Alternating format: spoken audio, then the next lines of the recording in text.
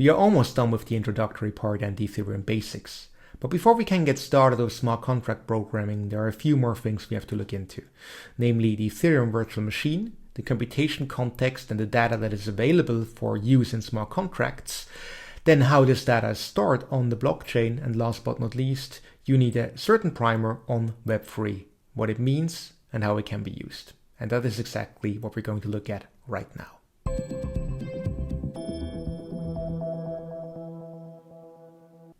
Alright, let's get started by looking at the Ethereum virtual machine, or EVM. And I've already mentioned the EVM several times, even in the introductory video where I said that the EVM originated with Ethereum, obviously, but it is used in various other blockchain implementations as well. So it's something that became quite a standard technology, and in many cases, it's especially important later on when you're programming, when you're developing your own smart contracts.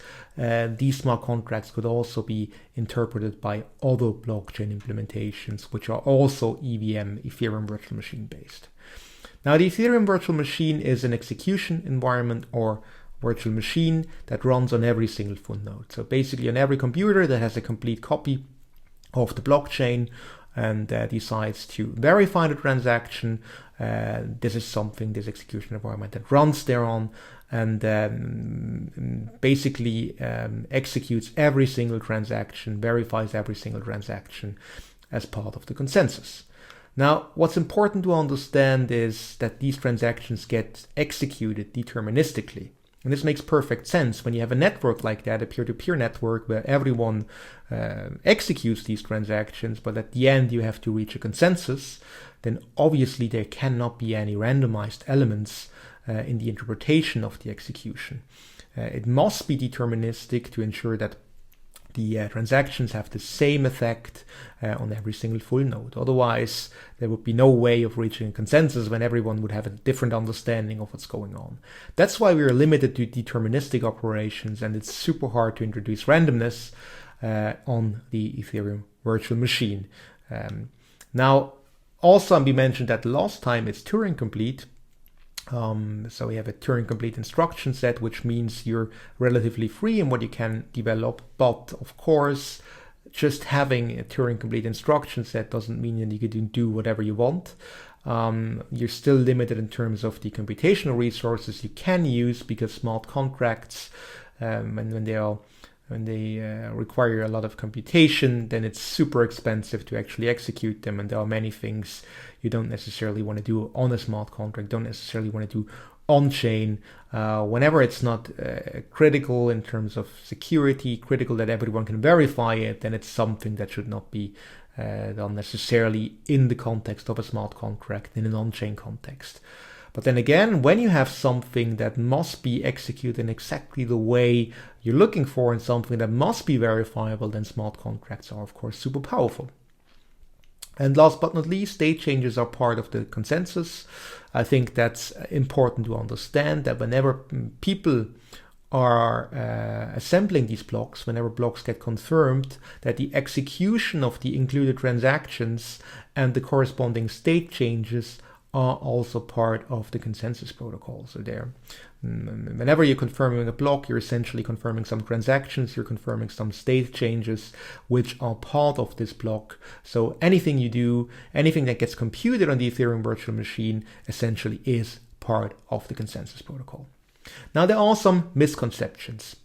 Number one, the Ethereum virtual machine is in many cases referred to as a world computer.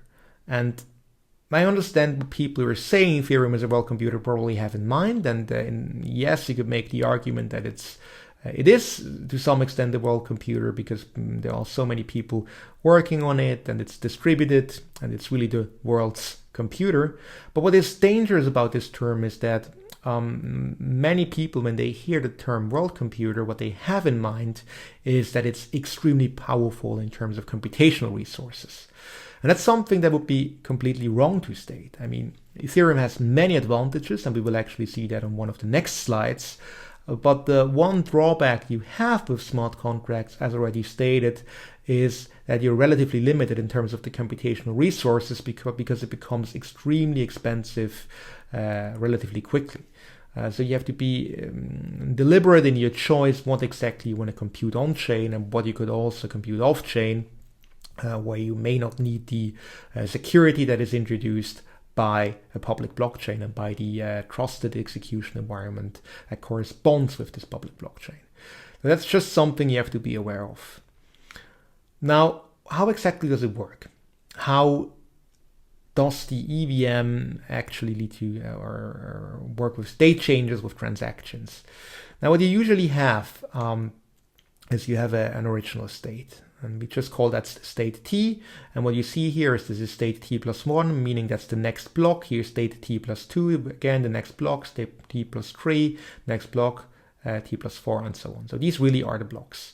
And these states, as you will see later on, they represent the global state of the Ethereum blockchain. So anything that gets anything that gets changed, any state changes will be reflected in this state root right here. So basically in the data that is stored right there, represented right here. And in between these blocks, you have the transactions which are issued by individuals, so by externally owned accounts. They send it to the network, gets relayed, gets exchanged, so forwarded, and then eventually the transactions, they make their way into a block, into a valid block. They get confirmed, and thereby with this process, when people assemble these blocks, when they're executing the block, when they're eventually confirming it, the transactions are executed, and any state changes from these transactions are applied on the blockchain. And this leads to these changes right here. So you have a completely different state in T plus 1, potentially.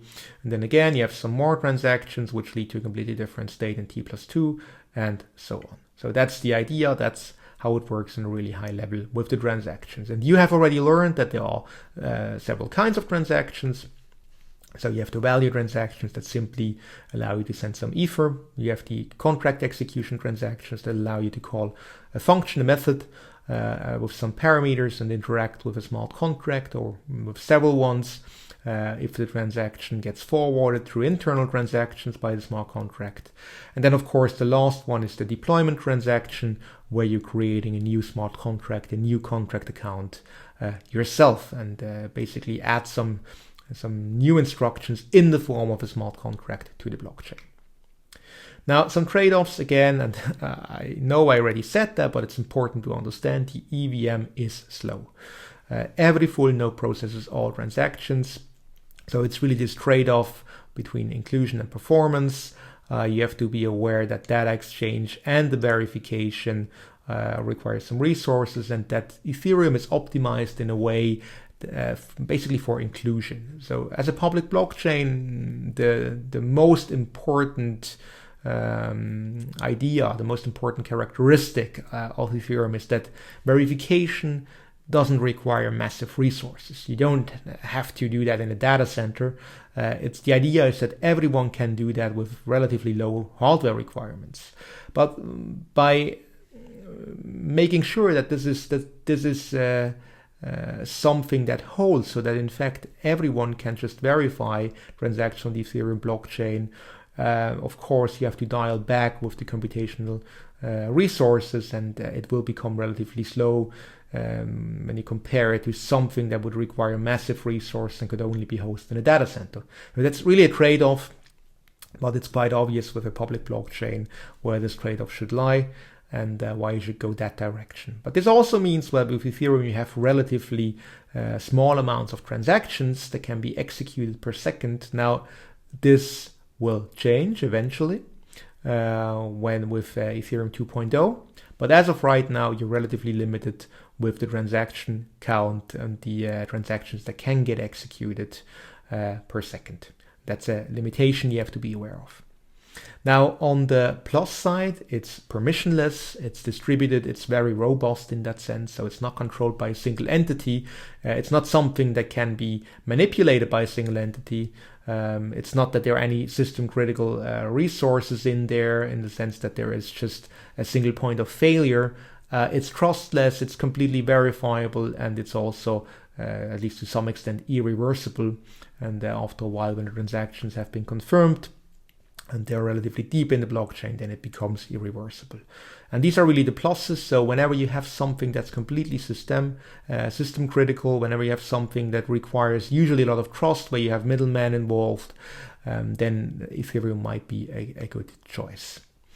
So the EVM also, of course, is an ideal execution environment for smart contracts, as we have seen, as they have been defined by Nick Szabo in the original papers. When you think back to our example with the vending machine, where we said that we basically can solve two issues. Number one, that you now can see the code, and number two, that you can look into the execution environment, execute it yourself, verify it. That is exactly where the advantage of the Ethereum virtual machine is and why it is so exciting. But again, it's not about automation. It's not about having massive resources to compute stuff. I mean, we already have these technologies, and that's just something that's much it can be done in a much easier and better way with centralized technology. Here, the advantages of public blockchains, of the EVM, are really right here. So whenever you need something that's permissionless, distributed, robust, trustless, verifiable, irreversible, that is the exciting part. Now, let me make an example. Just walk you through the process. Still with pseudocode, we will soon start with Solidity, and you will get the introduction to Solidity, but it's important that you get the intuition first of what's going on. So what we have right here, that's a contract account with a specific address, and in pseudocode, what is on this contract account or smart contract is it's a star contract with just one function. And so this function, when you call it, the transaction takes one parameter, one argument right here, and all the function does is storing the parameter, storing the argument in a persistent storage on the smart contract. Now, the smart contract has a persistent storage variable. It's just a single variable, and all you do when you call the function with a parameter is store that new parameter in the persistent storage on the smart contract. So you could refer to that as a simple storage contract, where just anyone could store a number and anyone could override it, and it's just stored on the blockchain. And that's all this smart contract would do. So it's really just this hello world, super easy example of a smart contract to walk you through the process. So how do you interact with the smart contract? What you do is you create a transaction, you issue a transaction, you specify the recipient address right here. So you see that's the smart contract's address. In this case, we assume it's the first transaction we're sending from this account, so we have non-zero. These are the signature variables, V, R, and S. Don't worry about that too much. If you're interested, again, watch the public key crypto, asymmetric cryptography videos I've referenced in one of the previous slide decks. Then you have the gas limit and the gas price, things we have talked about in one of the last videos. And then you have the value, so if you want to transfer some value, and also the data, so if you want to, for example, call a function. And that's exactly what we're doing here. We're not transferring any value, as you can see. We have a 0 right here, but we are calling the store function with parameter 133 in this case. So again, we're sending a transaction to this contract account, to the smart contract right here, calling a specific function, the store function. So that's this one here. Store is a function parameter, takes a parameter, and the parameter, the argument we're sending along, is 133. So this transaction is then propagated. We send it to the network. This is being exchanged, forwarded in the network. And here again, as I've shown earlier, we have a current state. So that's one block right here. And that will be the block after our transaction has been included. Now let's start right here. Right here you can see on this contract account address, we have the persistent storage variable, which corresponds to 22. So that's before our transaction has been executed. That's the state. So of course, this persistent storage and everything is part of the state of the blockchain.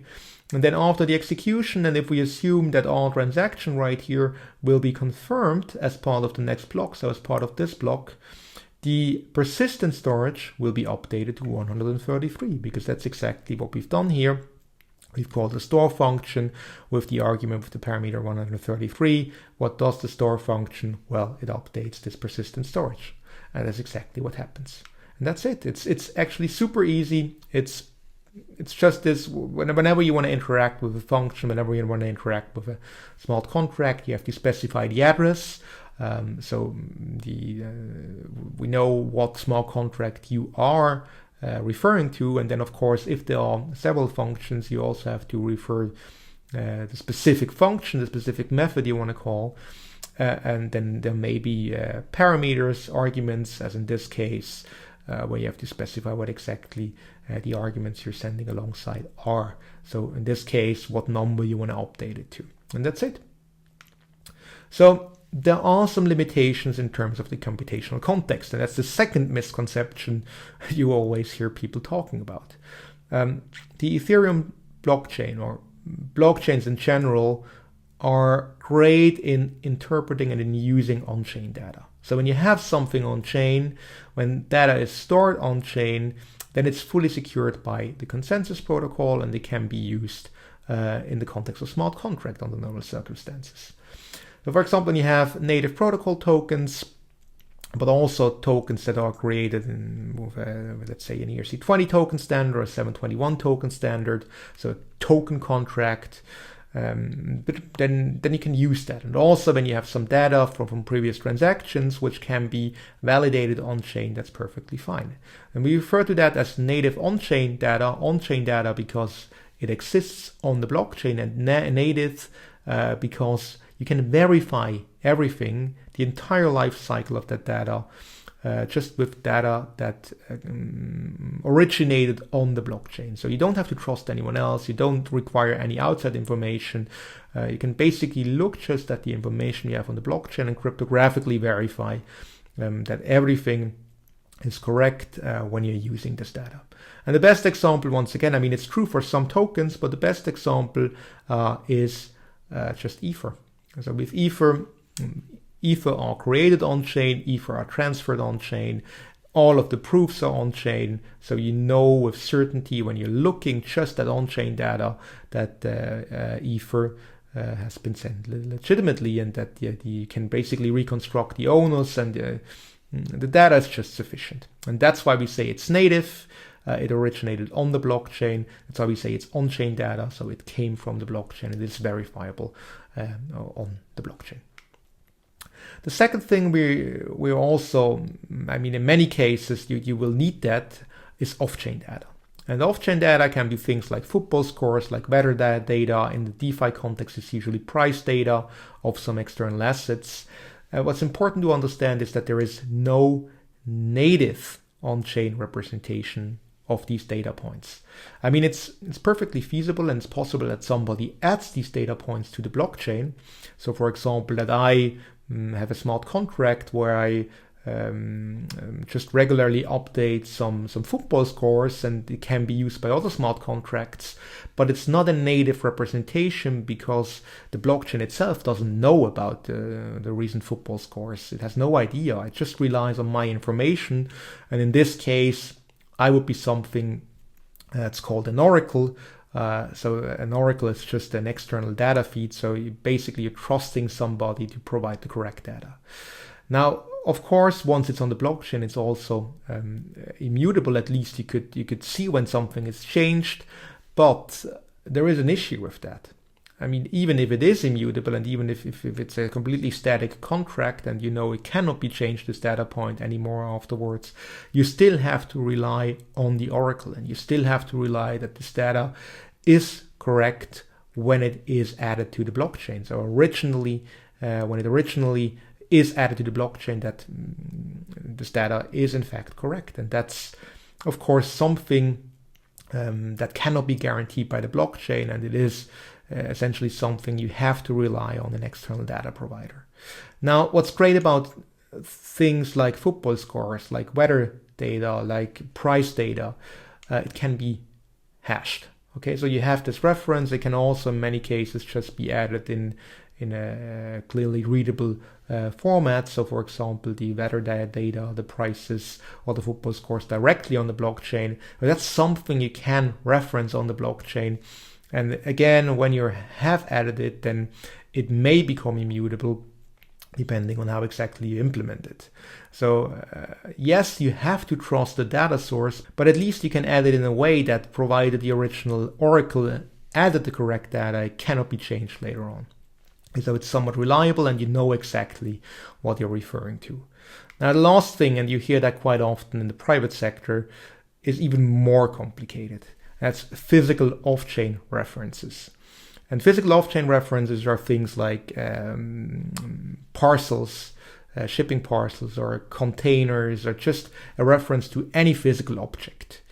Now, first of all, when you're tracking a life cycle of a physical object on the blockchain, then of course you also have to rely on oracles, because the blockchain itself doesn't know the state of this physical object. But what makes things even more complicated compared to the off-chain data is that when you're referring, for example, to a shipment container, then how do you make this reference between the blockchain and the shipment container? I mean, a very naive approach, and I've seen that in many different projects in the private sector, is just add a QR code to the shipment container. But that doesn't make too much sense, because in that case, you're essentially relying on the QR code. And somebody could simply print the same QR code and put it on a different shipment container, and then you would have the same reference to the blockchain and track this object. And somebody could remove the QR code from the original container, and then it wouldn't be trackable and traceable anymore. So in many cases, and with many of these projects, you're essentially relying on something referred to as a crypto anchor. So relying on the fact that whatever you use to make this link between the physical object and the blockchain entry is robust and cannot be tampered with, cannot be changed. And the blockchain, cannot guarantee that. Essentially, if the crypto anchor is strong, and if that's something that holds, then it might be secure, also provided the original data is correct. If the crypto anchor is not strong, if there's something wrong with the crypto anchor, as in our example of the QR code, then your data, your reference, not just your data, may be completely flawed. So in this slide, I just want to show you, in the DeFi context, we mostly work with native on-chain data, and of course, in some cases, with price oracles. And price oracles are off-chain data, so it's an external data provider, but it's not a reference to a physical object. It's just that somebody puts some information on the blockchain, and these are already some severe dependencies we have to look at in greater detail, and we will. Where I'm extremely skeptical in most cases is with physical off-chain references, because that's something that's extremely hard to solve. And I think the much more exciting projects in many cases are the ones that are up here, mainly in the native on-chain data category. In some cases you will not get around off-chain data, some instances of off-chain data, but it can get messy, and your assumptions, your security assumptions may require a lot of trust towards some entities as soon as you're trying to introduce some data that is not natively available on the blockchain. And that's something you have to be aware of when you're talking about smart contracts. In some projects in the private sector, what I've seen is that people, they have just these black boxes. So basically you're saying, okay, we have the smart contract, but what they are actually referring to is you have some data, you're putting in a black box, then it gets executed off chain, and then something comes back, some output comes back, and that gets stored on the blockchain again without anyone knowing what actually happened. And that's not a good idea. That's not a smart contract. At least I would not refer to that as a smart contract. That's essentially just an oracle and an off-chain execution environment where somebody does something and then provides a result. But these are things that happen in the private sector, and things you should be aware of, that they exist. And also you should ask the right questions when somebody comes to you with a project like that. Now let me quickly show how data is stored on the Ethereum blockchain. And I assume that many of you have already taken the Bitcoin blockchain and crypto assets class, that you're familiar with the concept of Merkle trees. Now, for those of you who haven't taken that class, just a quick recap. What happens with Bitcoin is that when you have a block, transactions are stored in the block header, so in the basic information of that block, in the form of a Merkle root. And the Merkle root is just a hash value, but it's a very special one. It's based on a Merkle tree. And the Merkle tree, what you do there is you take all of the transactions, you hash them pairwise, and then again, the resulting hash values, you again align them pairwise, you hash them again and again and again, until you end up just with a single hash value, and that's the so-called Merkle root. And what's special about it is, of course, it's very efficient when you want to verify if something is part of that Merkle tree structure. It allows for certain things like simplified payment verification, while also it's just a way of representing all of the transactions that are part of this block with a single hash value. And we have the exact same thing, well, something very similar with Ethereum here with the transaction root right here. So that's basically a hash value that represents all of the transactions which are part of this block right here. That's the block 175,223. Here of the next one, 224, and of course with the transaction root you have the hash value that represents all of the included transactions. So quite similar to what you've seen with Bitcoin. Something that's also similar to Bitcoin is the previous hash. As with any blockchain, when you have a sequence of blocks, the way this is done is you take the hash value of the previous block, so of the entire block right here, or the block header, be more precise, and you add this hash value as an input to the next block, so to the predecessor. So you can see right here, previous hash refers to the hash of this block right here, and this previous hash would refer to the hash value of the block header of the previous block right before that one. Okay, so far not that much different than with Bitcoin. Now there are two more things on this graph right here, namely the state root and the receipt root. With the state root, that's the way the states of the Ethereum blockchain are stored. So essentially what you get is for every single account, for every single address, be it an externally owned account or a contract account, doesn't matter, you have some storage variables in there, some storage space that defines the state of this account. And what you need for that, in the state root, you basically, you go down the tree to look up a specific address in a very, very efficient way. Also, when something is changed, then you can reference, as you can see right here, parts of the tree from the previous block. So this makes it much more efficient. But what is stored with an actual account, with an actual address, is number one, the nonce of this account. And we have looked at that with externally owned accounts. That's how many transactions you've issued. With contract accounts, that's how many contracts have been deployed by this contract account. So essentially how many child contracts there are. You have the value, so basically how much Ether is owned by that account. Then you have the data, that is basically the storage data of this specific smart contract, if we're talking about the smart contract. So whenever you store something, as if our persistent storage variable earlier on, that's also stored right in this entry right here. And of course the smart contract code, whenever you have a contract account at a specific address, then the smart contract code also needs to be stored somewhere, and that's also the part where it is. So that's the state root. And what's interesting is that every single of these addresses, if they happen to be a contract account, they have yet another tree structure, their very own tree structure just for the specific address. So that's the storage tree where all of these variables for the smart contract are stored. So basically the state tree right here, which ends in this, terminates in the state root, which is part of the block, that's something that's global. That's for the entire Ethereum network. That's the part where you store the state of every single address. But then for a given address, when it happens to be a contract account, you have this storage tree where all of these variables, which are part of this specific smart contract, can be stored. And that's basically the structure. With the receipt root, the receipt root essentially just has some locks in there. We will talk about that when we talk about events in the programming part, but the idea is that you can trace these changes. So whenever something happened, that you have a relatively easy way to get some logs to observe it. This is useful for front ends, but it's also useful in many cases when you're doing data analysis and you're working with events. This is part of this receipt route. The last thing you have to talk about is Web3. And as always with these topics, I mean, there is so much to say, and you could have an entire lecture just about Web3. But at this point, I'm just going to give you the basics and the basic intuition of what it means, what it does, and why I think Web3 is exciting.